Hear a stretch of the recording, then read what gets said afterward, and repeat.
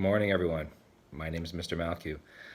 Coming at you with a short video today. Just wanted to first start by saying that I hope all is well with you and your families, and everyone is doing well at this point. And my family and myself are all well here at home as well. I know that you might be concerned about that. Just wanted to thank all of those students who have continued to engage in the online learning and continue to do the assignments and submit the work. Thank you so much for that. And for those of you who are checking in and going over the content and having a look at see what's there and sparks your interest and hopefully gets you thinking about next year or being back in school in the classroom. And how that we might use this information next year. Certainly, that is some of the focus on the material that we've been studying so far. For those of you who have struggled with the online learning, I am right there with you. I'm not the type of person who learns best by reading information and submitting written responses. So the human element, the demonstration, the discussion, these things are very important for me in my learning, and I know that is the same for many of you.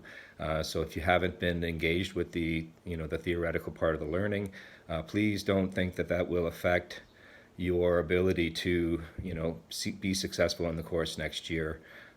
Certainly, we will be using a lot of the information that we've been putting out to you guys for next year's course.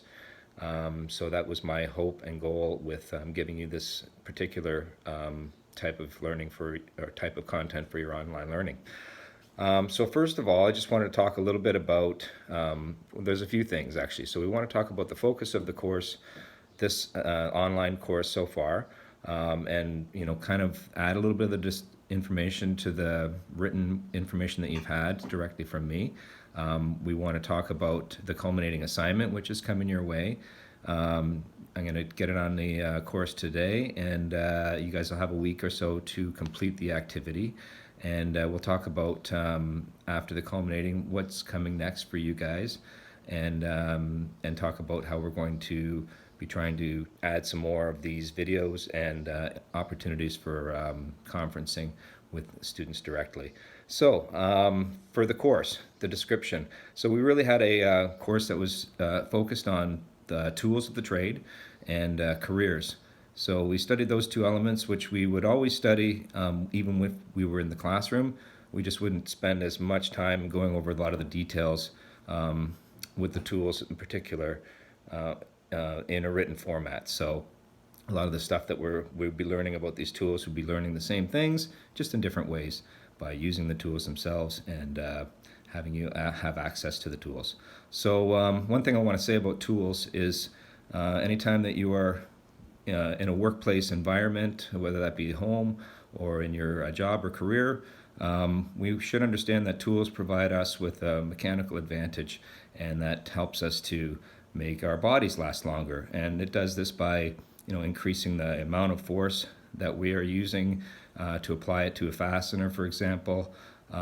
It's also tools will give us a way to apply the force in proper directions. So these things are very good for us in terms of having to do less work and still get our goals or our tasks accomplished.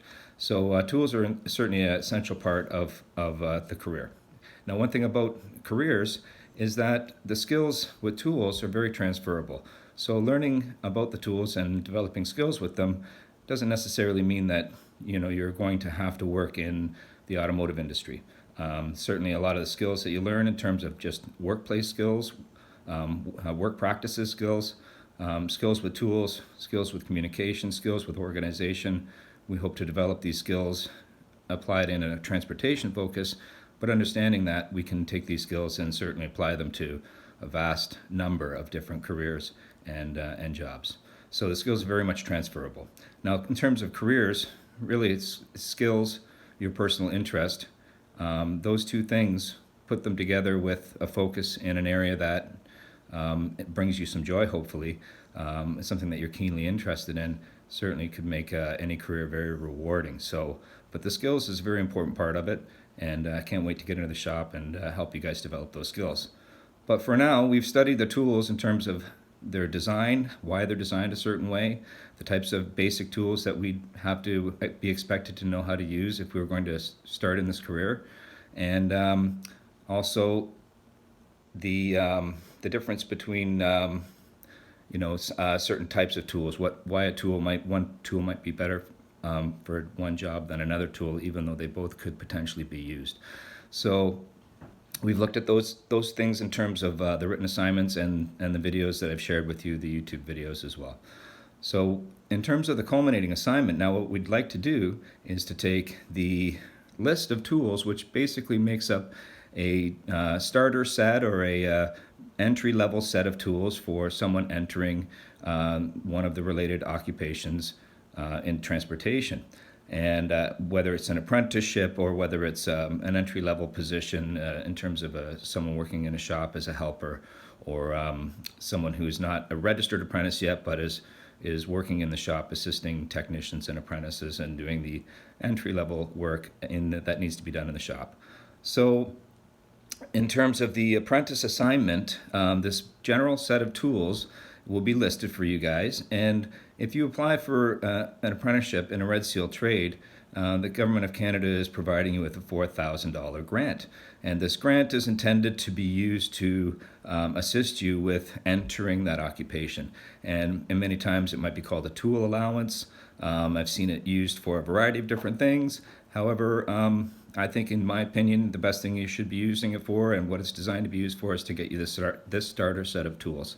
So go through the list of tools in the apprentice document, and you will begin pricing these tools out and organizing the information in some type of a table or a chart. So the list of tools is there for you to copy and paste, and then of course you could add the information in terms of where you might purchase this tool, how much it costs, and provide me with a little bit of detailed information in terms of if it's a set of tools, for example, a set of sockets, what size is the smallest size in the set to what size is the largest size in the set, and how many pieces that set may contain. So it's copying and pasting a lot of information from different web sources, and in the document you'll see there are some suggested websites for you to use. So please read through the information and begin pricing out these tools.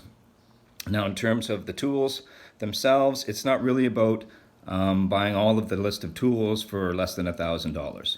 You've given the $4,000 grant from the government, and if you happen to purchase the highest quality tools and complete that list, and your list is $6,000, well, it's certainly something that it would be a very good assignment to submit, because I know that you're looking at quality tools, and maybe someone's going to help you with the other $2,000 in order to purchase that beginner set.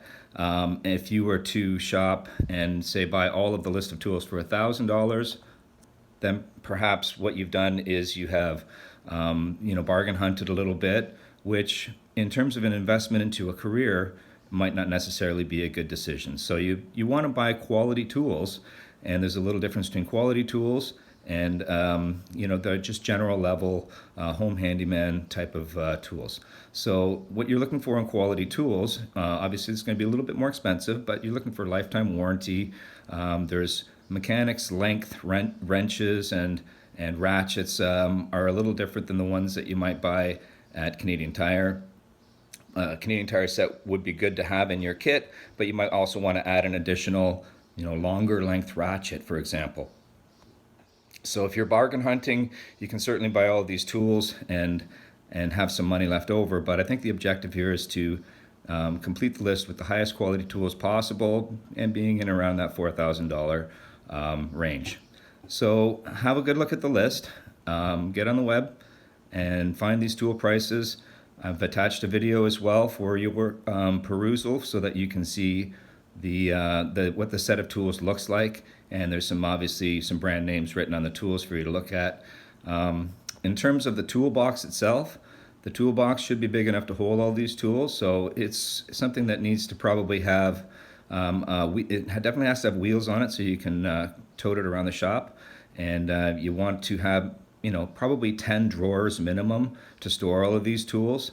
Certainly it will be a fairly large portion of the $4,000 if you are purchasing a quality toolbox. So the toolbox is something that definitely take a closer look at and make sure that it's a good quality box that is large enough to hold all the tools.